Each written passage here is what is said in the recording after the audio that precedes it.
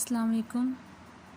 अब हम स्टार्ट करेंगे एक्सरसाइज 9 मिसलेनियस एक्सरसाइज 9 यानी chapter 9 chords of a circle कि हम स्टार्ट करेंगे एक्सरसाइज और एक्सरसाइज में क्या बताया जा रहा है कि हमने मल्टीपल चॉइस क्वेश्चन सॉल्व करने हैं। इसमें कहते हैं कि 4 possible answers are given for the following question, tick the correct answer पे आपने टिक करना है।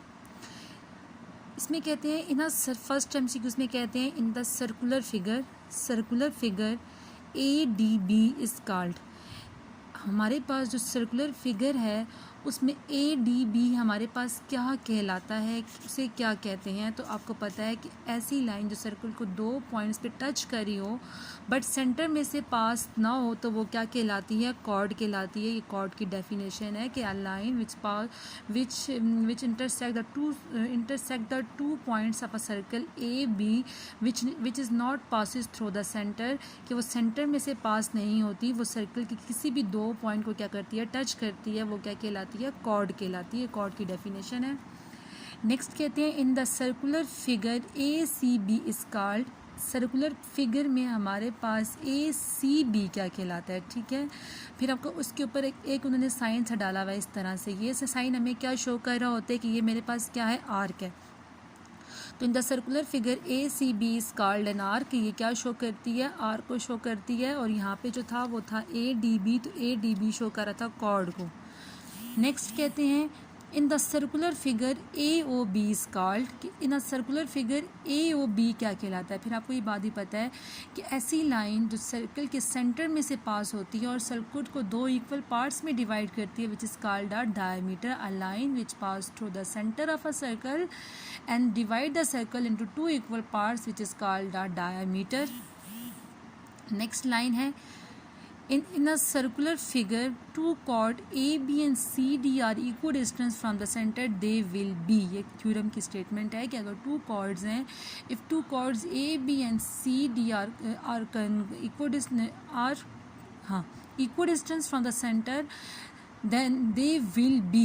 तो वो अगर जो सर्कल्स के जो कॉर्ड्स हैं वो सेंटर से इक्वल डिस्टेंस पे हैं तो क्या वो कंग्रेंट होंगे, नॉन कंग्रेंट होंगे, पैरेलल होंगे या परपेंडिकुलर होंगे। थ्योरम की स्टेटमेंट में पढ़ा था कि अगर 2 कॉर्ड्स हैं वो सर्कल के सेंटर में से पास कर रहे हैं तो वो क्या कहलाएगी, कंग्रेंट कहलाएगी। नेक्स्ट कहते हैं radii of a circle are equal. जितने भी रेडियाई ऑफ अ सर्कल होते हैं, रेडियस होते हैं सर्कल के, वो हमेशा आपस में क्या होते हैं, सर्कल के हर पॉइंट से क्या होते हैं, इक्वल होते हैं। और एक सर्कल में पता नहीं कितने ज़्यादा रेडियस होते हैं। हम तो just 1 radius, 2 radius, 5 radius draw करते हैं, बट एक सर्कल क्योंकि डिफरेंट पॉइंट से मिलकर बनता है तो उसमें 1000 इनफाइनाइट हमारे पास रेडियस होते हैं जो हम कभी भी काउंट नहीं कर सकते। नेक्स्ट कहते हैं cord passing through the centre of a circle. एक जो कॉर्ड है, मैंने आपको बताया था ना कि अगर कॉर्ड सेंटर के सर्कल के सेंटर में से अगर ये कॉर्ड है ना, ये इसको तो कॉर्ड कहेंगे। लेकिन अगर मेरे पास कॉर्ड सर्कल के सेंटर में से पास होती है तो वो क्या कहलाती है, सर्कल को 2 इक्वल पार्ट्स में डिवाइड करती है। और आपको पता है कि वो लाइन जो सेंटर में से पास होती है वो क्या कहलाती है, डायमीटर कहलाती है। नेक्स्ट कहते हैं right bisector the chord of a circle is always pass through the centre. ये भी थ्योरम है कि हमारे पास कहते हैं कि अगर कॉर्ड है और कॉर्ड के ऊपर राइट बाय सेक्टर, तो राइट बाय सेक्टर हमेशा कहाँ से पास होगा, सेंटर में से ही पास होगा। नेक्स्ट कहते हैं the circular region bounded by 2 radii. अगर हमारे पास सर्कुलर रीजन है और जो 2 रेडियाई से बाउंड कर रहे हैं then the corresponding arc is called. जैसे मेरे पास मैंने आपको बताया था कि अगर मेरे पास एक सर्कुलर रीजन है जिसे किससे बाउंड करें, 2 रेडियाई से। जब भी 2 रेडियाई आपस में ज्वाइन होते हैं तो वो क्या बनाते हैं, सेक्टर ऑफ अ सर्कल बनाते हैं। जब भी 2 रेडियाई आपस में ज्वाइन होते हैं तो वो क्या बनाते हैं, सेक्टर ऑफ अ सर्कल बनाते हैं। नेक्स्ट मेरे पास कहते हैं the distance of any point of the circle to its centre is called. यानी डिस्टेंस ले रहे हैं of any point of a circle to its centre. Centre से सर्कल के हम किसी भी पॉइंट तक अगर हम डिस्टेंस ले रहे हैं, जैसे सर्कल है इसको सेंटर है और किसी भी पॉइंट तक का जो डिस्टेंस है वो क्या कहलाता है, रेडियस। अब देखो रेडियस की डेफिनेशन 2 तरह से उन्होंने बताया हुआ है। एक तो रेडियस ऑफ सर्कल क्या होते हैं, इक्वल होते हैं। और आपको पता है कि जो रेडियस होता है वो सेंटर से ही डिस्टेंस होता है सर्कल के किसी भी पॉइंट तक का। तो उन्होंने यहाँ पे रेडियस की डेफिनेशन भी बता दी है।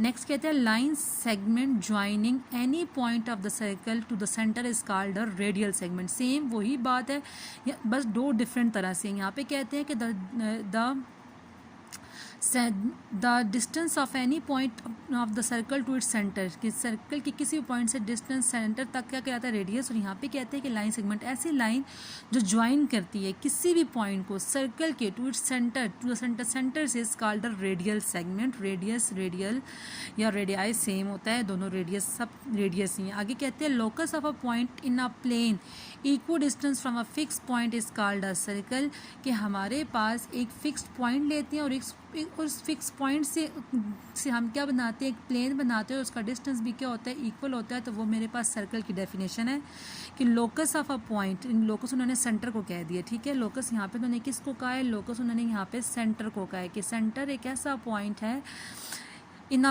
प्लेन इक्व डिस्टेंस, ये एक प्लेन ही बना रहा है ना, मतलब हम उस पॉइंट्स को इस एक पॉइंट से हम उसके गिर्द कुछ ना कुछ बना रहे हैं, तो वो एक प्लेन बन रहा है। तो equi distance from a fix point is called a circle. The symbol of a triangle is called, triangle का सिंबल ये होता है, सिंबल आपको ट्राइंगल का पता है। नेक्स्ट कहते हैं कंप्लीट सर्कल डिवाइडेड इनटू, कितने डिग्रीज पे एक कंप्लीट सर्कल बनता है। तो कंप्लीट सर्कल अगर हमारे पास, ये आपको बात पता होनी चाहिए कि यहाँ पे हमारे पास 0 होता है, यहाँ पे हमारे पास 90 होता है, यहाँ पे हमारे पास 270 होता है और यहाँ पे हमारे पास 360 होता है। और इन सब पॉइंट्स को अगर हम आपस में ज्वाइन करेंगे तो एक जो सर्कल होता है वो कितने डिग्री का होता है, 360 डिग्री का होता है। नेक्स्ट कहते हैं through how many non collinear points can a circle pass. Theorem first है कि one and only one circle can pass through the three non collinear points. तो उन्होंने कहा है कि कितने नॉन कोलिनियर पॉइंट्स होंगे जिसमें से सर्कल पास कर सकता है, तो 3 नॉन कोलिनियर पॉइंट्स है। अब ये सारी डेफिनेशन है, डेफिनेशन तो आपने याद करनी नहीं होती क्योंकि फेडरल बोर्ड में डेफिनेशंस नहीं आती, आपको जस्ट कॉन्सेप्ट क्लियर होना चाहिए। और यहाँ तक मेरा जो ख्याल है कि हमने यहाँ तक जितना भी हमने डेफिनेशंस पढ़ी हैं उसमें सारी की सारी डेफिनेशंस आ रही हैं और आपके MCQs इसी में से आते हैं। तो अपने कॉपी पे आपने MCQs को मार्क कर लेना है। Thank you class.